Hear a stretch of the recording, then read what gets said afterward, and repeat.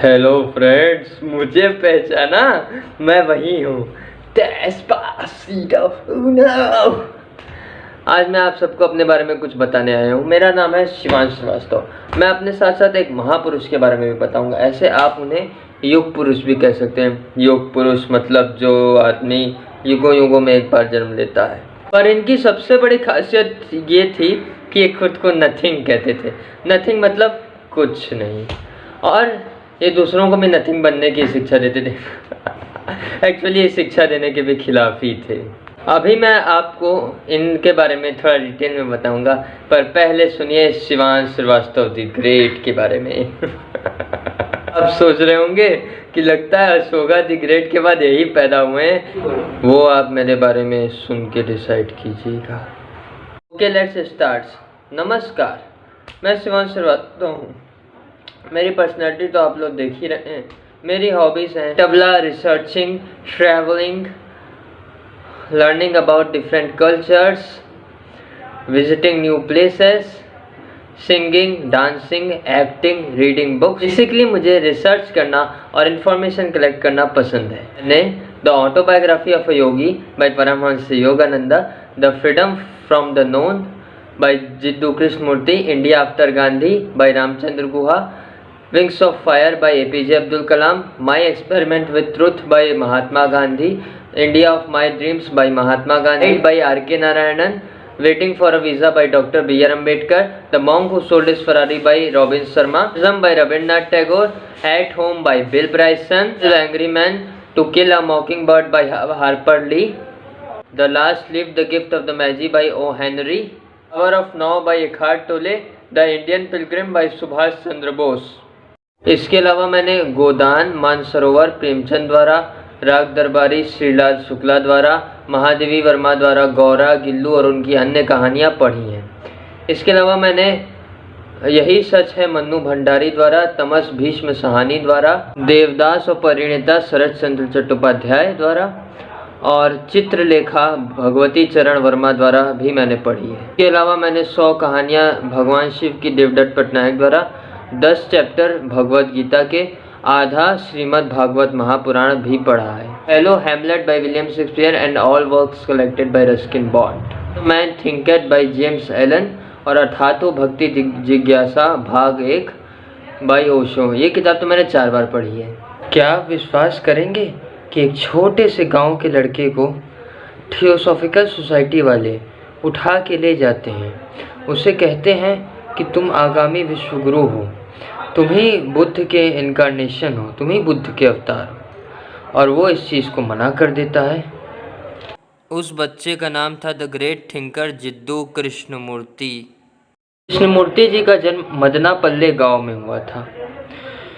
वो काफ़ी गरीब थे और बचपन में उनके माताजी का भी निधन हो गया था। दूसरी तरफ हेनेला ब्लेवेट्स्की, एनी बेसेंट, सी ली.डब्ल्यू. पीटर जैसे लोग एक आगामी विश्वगुरु के तलाश में थे जो कि बुद्ध का अवतार था और वही विश्व को शिक्षा देने आया था, ऐसा कहा जा रहा था।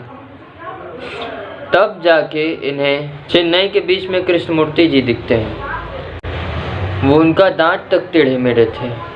एनी बेसेंट ने उन्हें और उनके छोटे भाई को गोद लिया। उन्हें लोगों को विश्वास हो चुका था कि कृष्णमूर्ति ही वही हैं, वही विश्वगुरु जिनकी उन्हें तलाश है। एनी बेसेंट को आप सभी शायद जानते होंगे। एनी बेसेंट पहली महिला अध्यक्ष थी कांग्रेस की।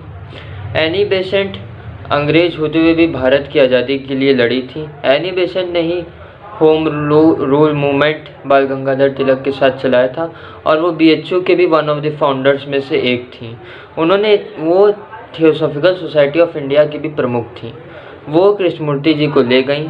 इन्होंने उन्हें पढ़ाया, लिखाया, सब कुछ किया और अंत में इन्हें दो संस्थाओं का दायित्व सौंपने जा रही थी, एक ऑर्डर ऑफ द ईस्ट का और एक थियोसॉफिकल सोसाइटी। लेकिन तभी कृष्णमूर्ति जी ने इन दोनों चीज़ों को इनकार कर दिया और वो इन दोनों चीज़ों को छोड़कर दूर दूर जंगलों में भटकने लगे।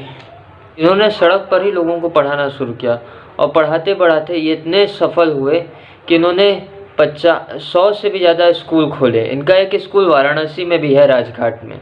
ये इंदिरा गांधी के भी गुरु थे। यहाँ के कई महान लोग जैसे Osho, Indira Gandhi, Bruce Lee, Alan Watts, Joseph Campbell, Van Morrison, Deepak Chopra जैसे कई दिग्गज, इकहार्ट टोले जैसे कई स्पिरिचुअल टीचर्स इन्हें अपना टीचर मानते हैं। वो मानते हैं कृष्णमूर्ति को ही अपना इंस्पिरेशन।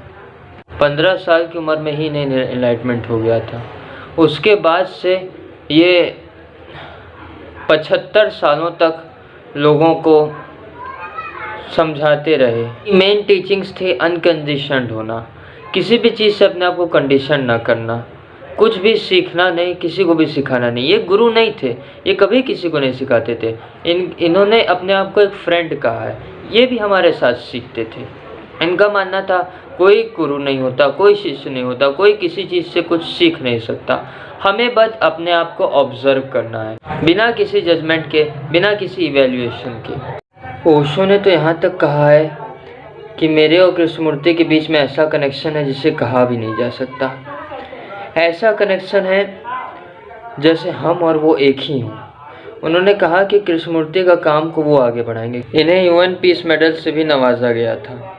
अब आप ही सोचिए, एक गरीब लड़का जिसे 2-2 संस्थाओं का प्रमुख बनाया जा रहा हो, जिसे विश्वगुरु कहा जा रहा हो, जिसे बुद्ध का अवतार कहा जा रहा हो, इतने सारे प्रस्तावों को ठुकराकर जंगलों में भटकने लगता है। फिर उसे इज्जत मिलती है, पर तब भी वो अपने आप को किसी का गुरु नहीं कहता। उन्होंने तो ये तक नहीं कहा कि कोई किसी का गुरु बने। ना वो गुरु बनने में विश्वास रखते थे, ना कुछ सिखाने में। वो तो कहते थे बस ऑब्जर्व करो अपने आप को, देखो, आज़ाद बनो, इन कंडीशन से आज़ाद बनो, किसी अथॉरिटी को मत मानो, क्योंकि हम सभी कुछ ना कुछ बनना चाहते हैं। और जिस दिन हम सभी कुछ ना कुछ बनना चाहते हैं, उस दिन से ही हम लोग अपने बर्बादी के रास्ते में चले जाते हैं। ये कृष्णमूर्ति जी का मानना था। इतने बड़े आदमी को हम लोग जानते ही नहीं। भगवान जाने भारत के लोग क्या जानने में लगे हुए हैं। ऐसे में मजाक कर रहा था। इतने ग्रेट लोगों के सामने तो मैं कुछ भी नहीं।